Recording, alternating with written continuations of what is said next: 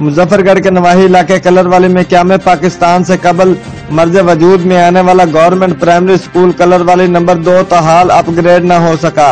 अहले इलाका सरापा एहतजाज बन गए। स्कूल की फौरी अपग्रेडेशन का मुतालबा। मजीद जानते हैं हम अपने नुमाइंदे की इस रिपोर्ट में।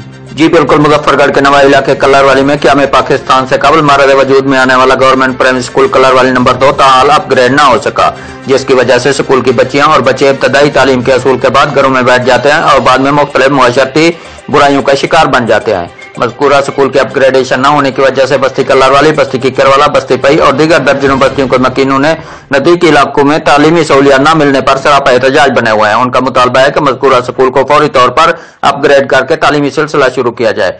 दूसरी तरफ मज़कूरा स्कूल में 20 साल कबल 70 लाख रुपए की कतई रकम से मिडिल स्कूल की पुरकशिश इमारत तामीर की गई, मगर क्लासों का इजरा न होने की वजह से इमारत भूत बंगले का मंजर पेश कर रही है। जराइम पेशा लोगों की हमायतगाह बन चुकी है। हर रोज डकैती जैसी संगीन वारदातें हो रही हैं। अवामी, समाजी, सियासी हलकों ने फौरी तौर पर स्कूल के अपग्रेडेशन करने और क्लासों का इजरा का मुतालबा किया है।